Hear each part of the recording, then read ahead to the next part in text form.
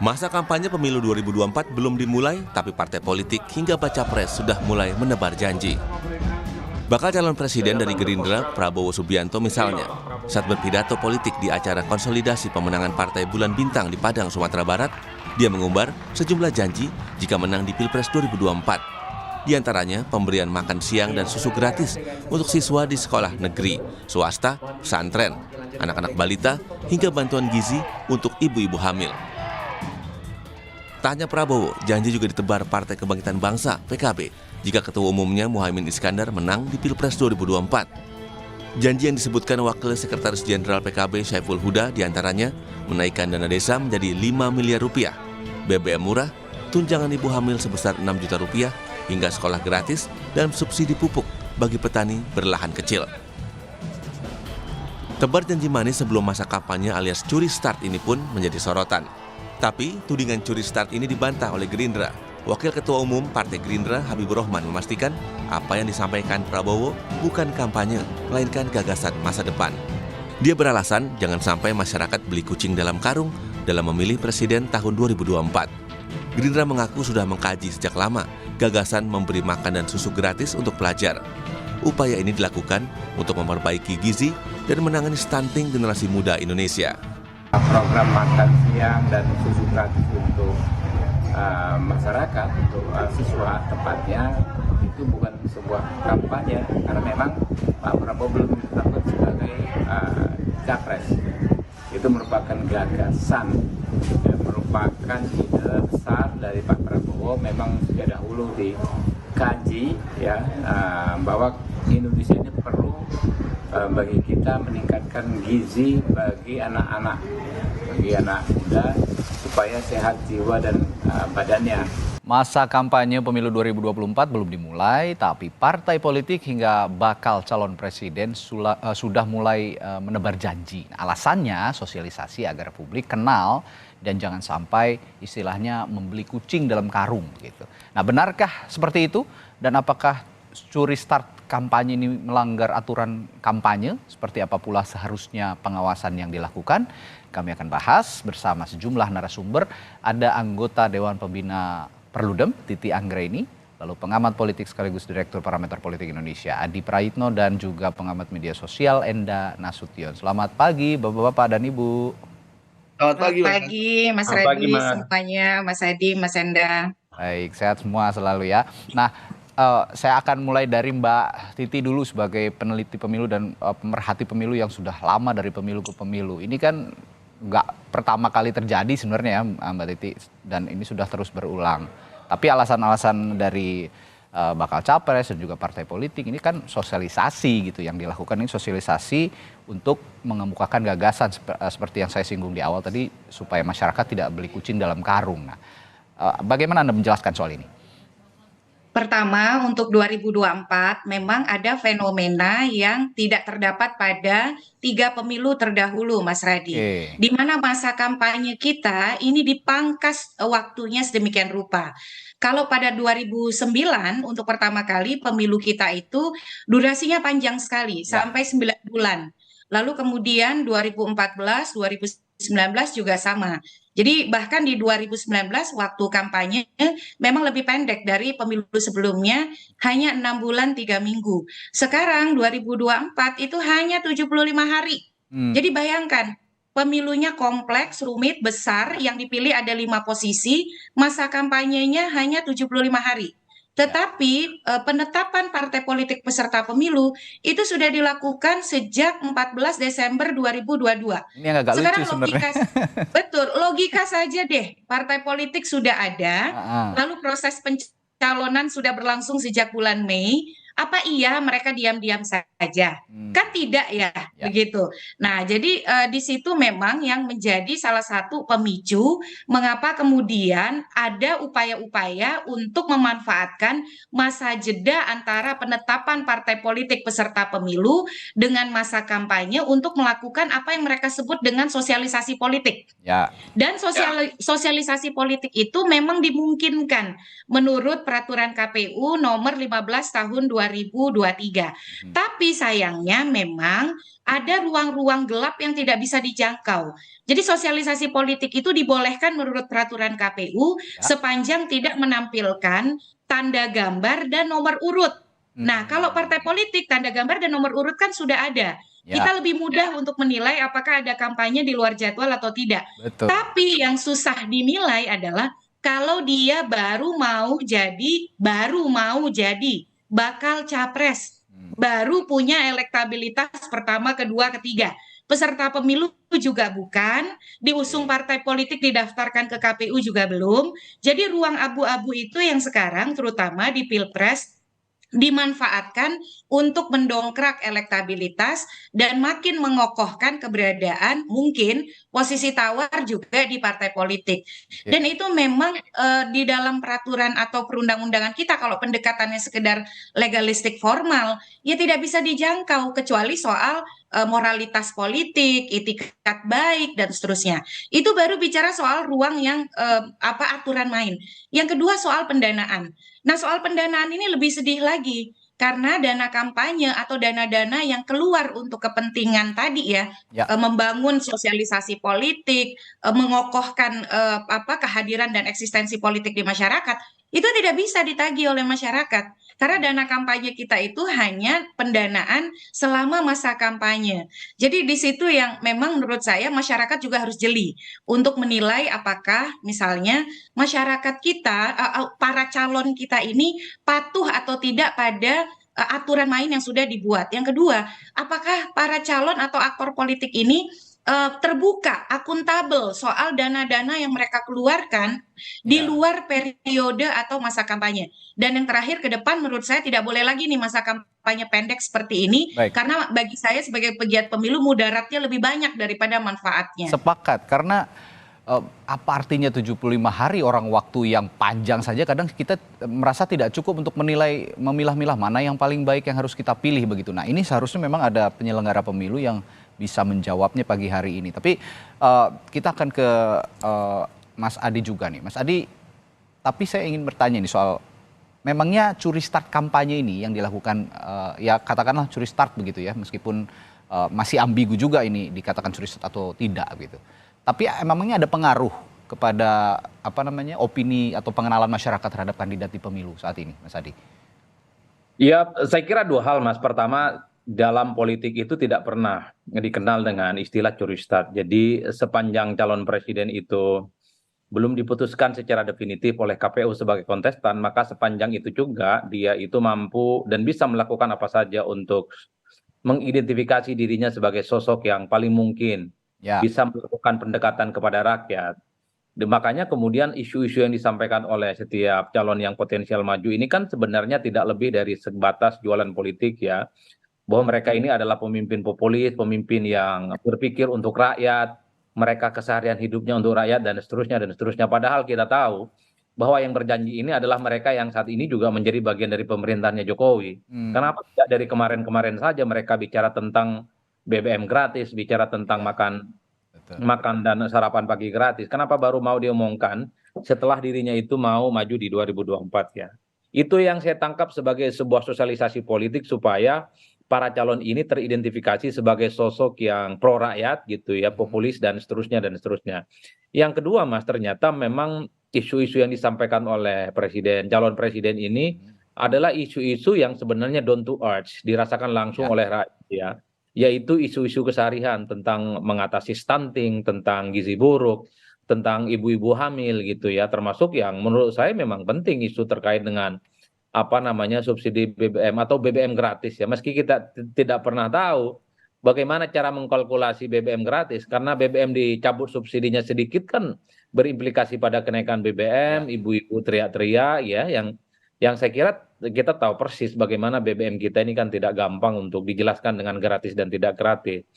Itulah yang saya kira bahwa dalam mazhab politisi itu sederhana, janji dulu diaplikasikan belakangan, kan itu saja judulnya Mbak, janji dulu, persoalan atau tidak itu lain hal.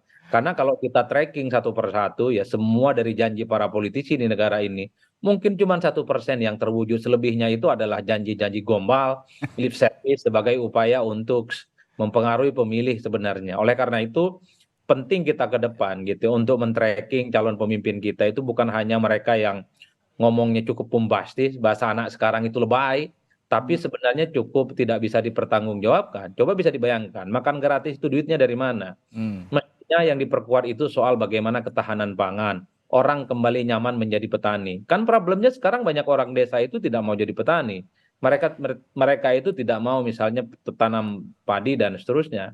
Di kampung Ya. saya di ujung Pulau Madura di sana, Mas, Mhm. banyak petani-petani sekarang itu tidak mau jadi petani. Mereka ngerantau ke Jakarta jadi tukang apa namanya pedagang sembako, ada yang jadi TKI dan seterusnya. Karena menjadi petani itu tidak menjanjikan untuk sustainability kehidupan mereka. Ya. Mestinya yang dilakukan itu adalah bagaimana mensejahterakan petani. Mereka itu kalau panen kemudian dibantu menjual panennya. Jangan sampai Baik. panen itu bingung nih mau Ya. dijual kemana. Termasuk subsidi, subsidi pupuk, subsidi pangan, dan seterusnya, dan seterusnya. Saya lihat rata-rata ini kan yang disampaikan oleh para calon kan bukan hanya soal bombastis, tapi dalam banyak hal tidak realistis dan Ya. target jangka pendek, subsidi, subsidi, dan gratis dan gratis. Mestinya yang di empowering itu adalah soal sektor yang mau dikembangkan. Misalnya soal makan gratis, kenapa tidak sektor ketahanan pangannya aja diperbaiki? Misalnya soal subsidi BBM, kenapa yang dibicarakan itu tidak terkait dengan soal lifting minyak misalnya, atau bicara tentang renewable energy, energi terbarukan, Terbarukan, ya. supaya kita itu jauh lebih melompat ke depan. Rata-rata yang disampaikan ini kan jangka pendek untuk kepentingan 2024 supaya dipilih, orang datang ke TPS dan mereka ini dinilai sebagai pemimpin yang pro rakyat, Ya. peduli terhadap masyarakat dan populis.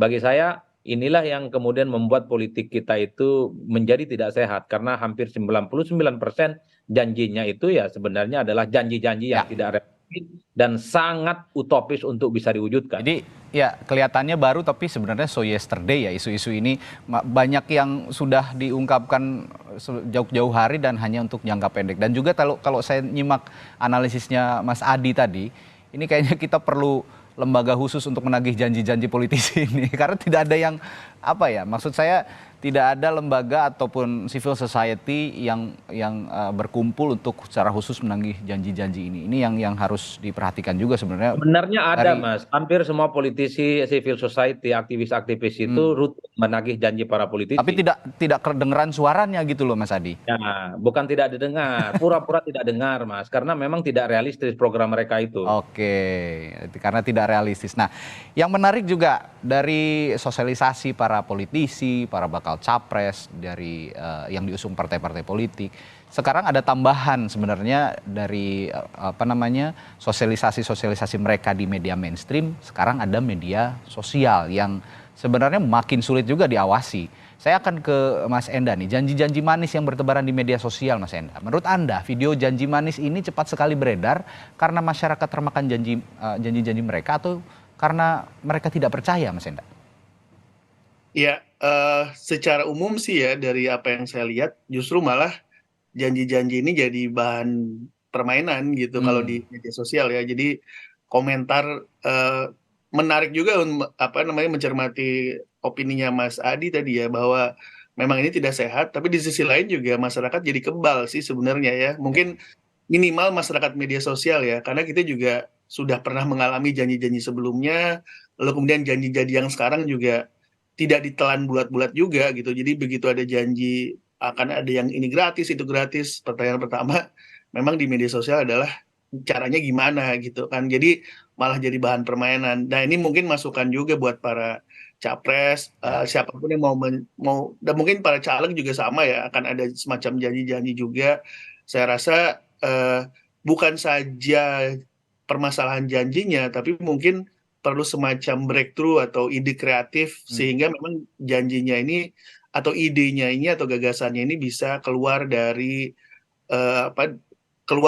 standar janji-janji politik yang lain gitu. Jadi malah bisa jadi mungkin menangkap imajinasi publik ya, sehingga mungkin jadi value-nya bisa lebih gitu. Dan tentunya harapan kita adalah ini bukan sekedar janji, tapi bisa dijalankan, memang ada rencananya, ada targetnya, lalu kemudian memang akan dilaksanakan gitu. Oke, nah sekarang juga sebenarnya konten-konten para politisi ini sudah menyasar media sosial dan sudah banyak yang dikemas secara kekinian gitu. Nah, nanti setelah jeda kita akan juga melihat, akan menganalisis seberapa besar sebenarnya informasi atau video-video yang dikemas secara khusus di media sosial ini bisa memengaruhi opini masyarakat akan satu kandidat atau partai politik terkait janji-janji manis yang sudah mereka utarakan sebelumnya di media-media mainstream. Kami akan bahas sesaat lagi, tetaplah bersama kami di Sapa Indonesia Pagi.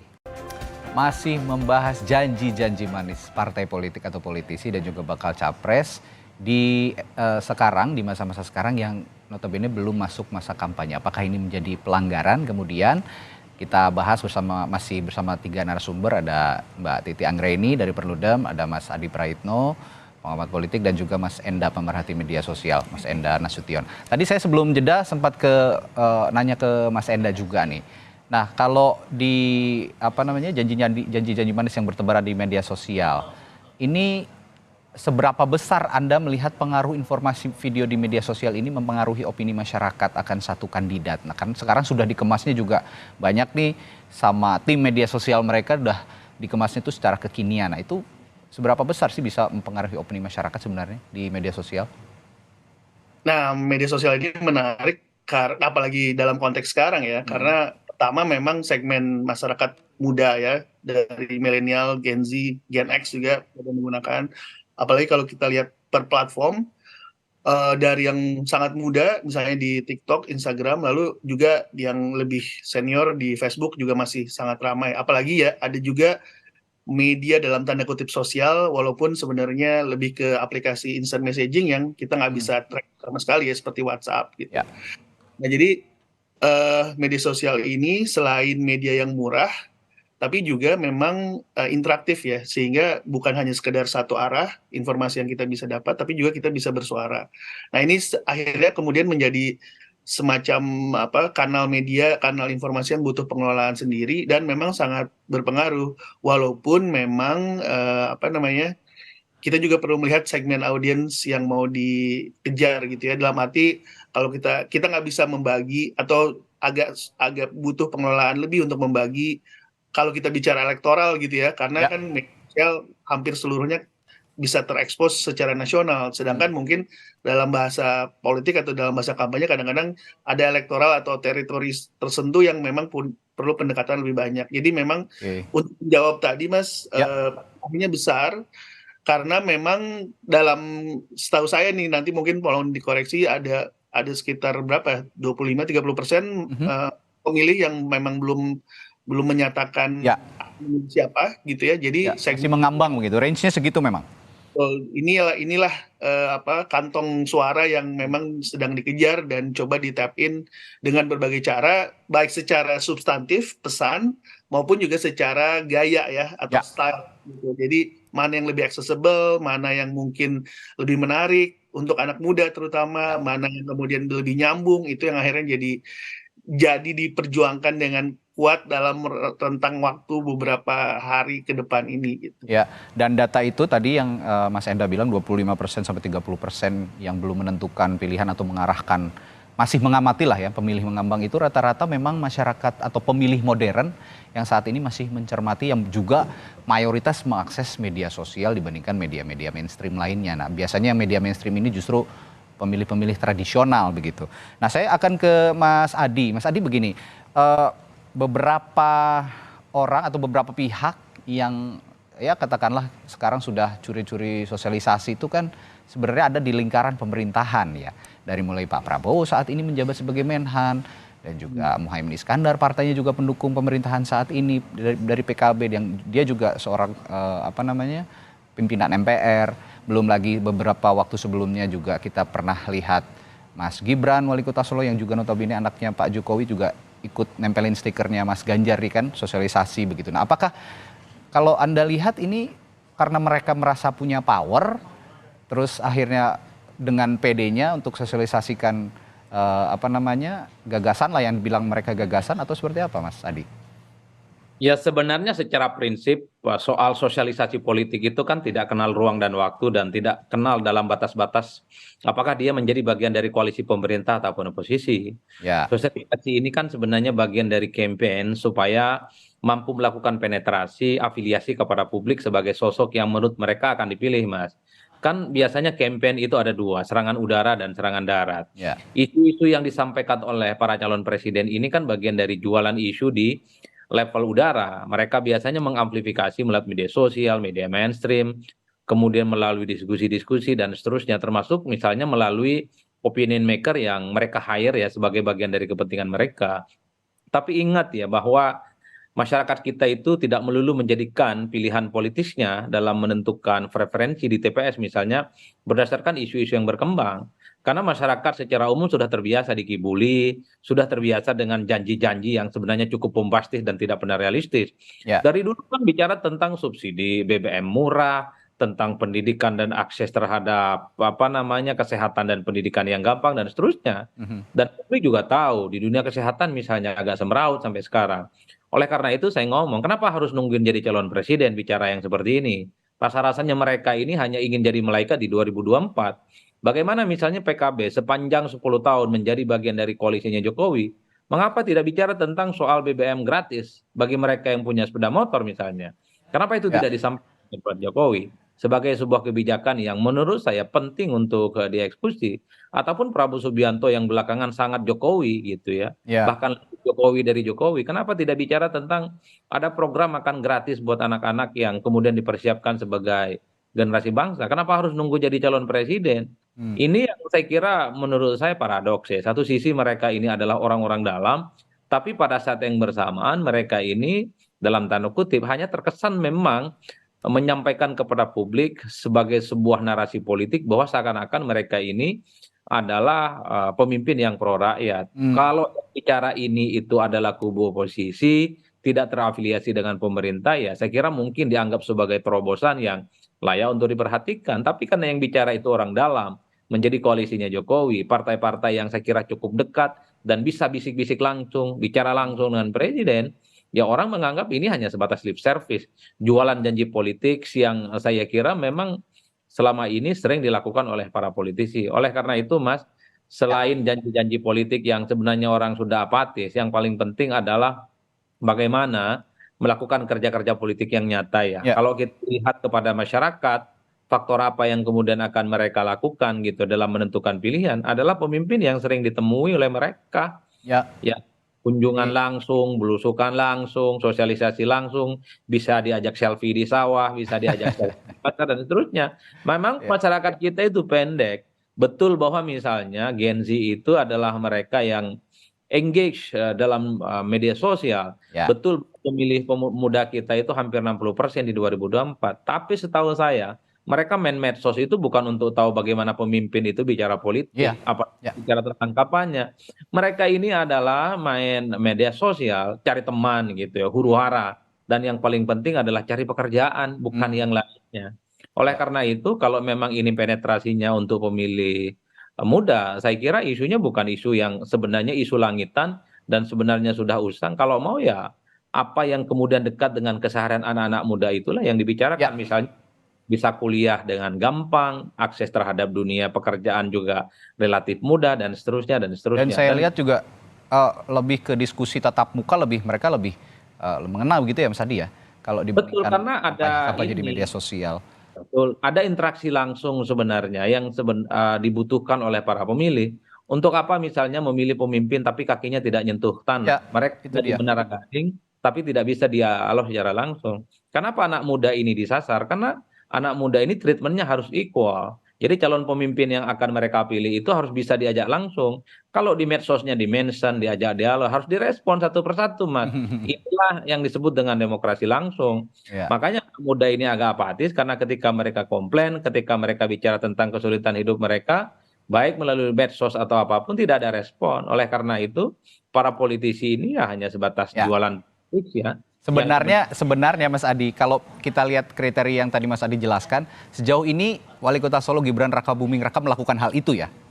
Jadi mereka merespons langsung begitu dari media sosial, langsung turun ke lapangan kalau memang ada keluhan dan itu diutarakan di media sosial. Nah ini sebenarnya bisa jadi contoh kan untuk para politisi mengampanyekan atau misalnya berinteraksi dengan para konstituennya begitu ya Mas Adi. Betul, pemilih kita ini kan ingin bagaimana bicara langsung dengan calon yang akan mereka pilih, Mas. Medsos itu salah satu cara mungkin, karena kalau mau menghadap mereka susah, protokoler, ada janji-janji, macam-macam lah ceritanya. Nah, medsos itu paling mungkin bagaimana ada interaksi dua arah antara leader, calon pemimpin dengan pemilih.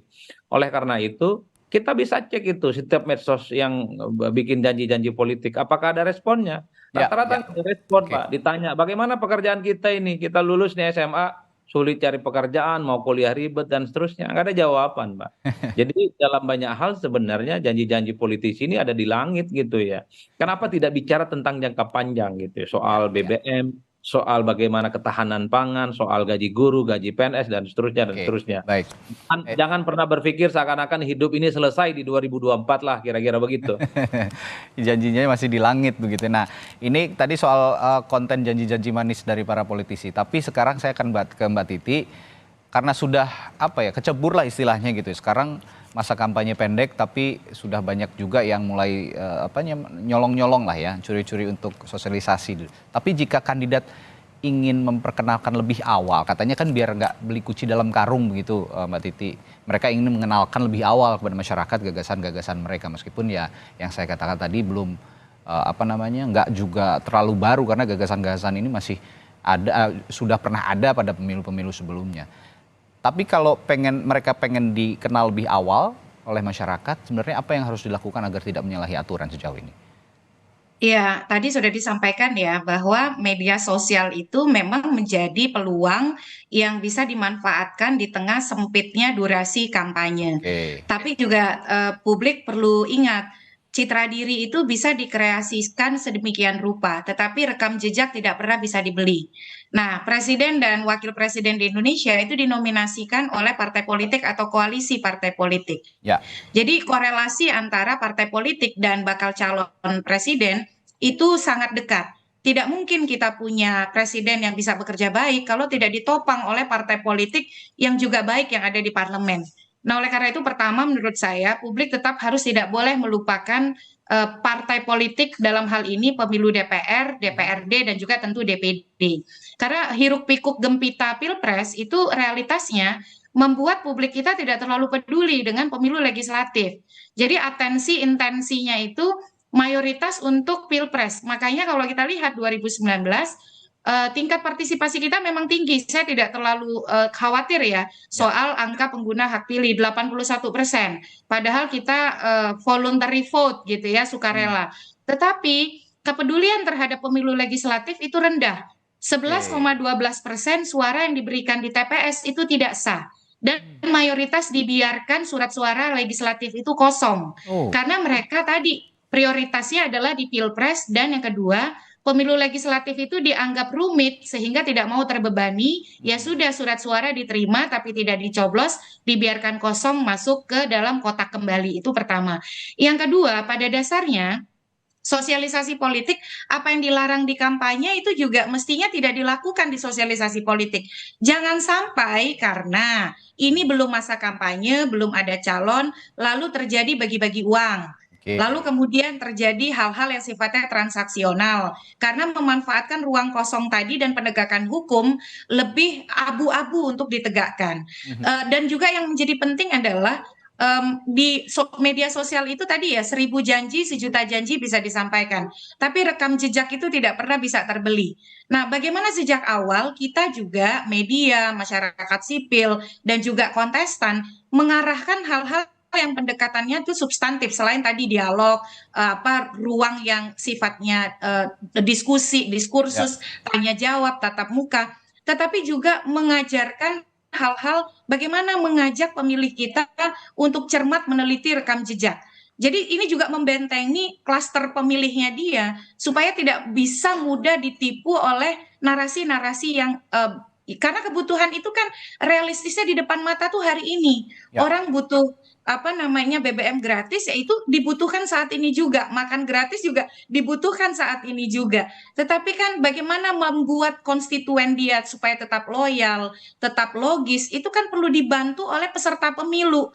Kalau Mas Adi itu selalu ngomong, perhatikan rekam jejak, kapasitas calon, kemampuan partai untuk merealisasikan. Tetapi kan hal yang sama harusnya itu keluar dari partai politik, keluar dari pasangan calon yang harus juga memelihara loyalitas logis dari konstituennya gitu.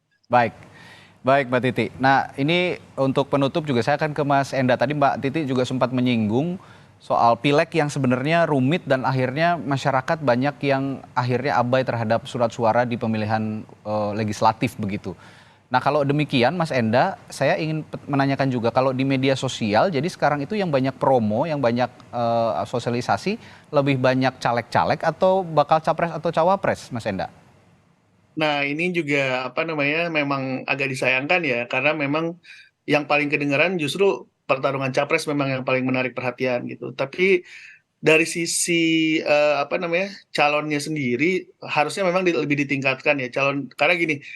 Ini mungkin bukan fenomena di media sosial aja, tapi secara menyeluruh. Kita juga sama-sama tahu caleg juga punya kelas gitu ya. Ada kelas yang DPR RI biasanya punya modal dan punya kemampuan lebih tinggi misalnya dibandingkan dengan yang di DPRD tingkat 2, apalagi di tingkat 1 maupun di tingkat 2 gitu. Jadi kalau kampanye secara tradisional atau secara biasa saja, walaupun sebenarnya areanya lebih kecil ya, sehingga mungkin logikanya biayanya harusnya lebih sedikit gitu. Tapi itu pun karena masih calon dan mungkin bukan nomor pasti, itu pun agak dalam tanda kutip malas dilakukan gitu ya.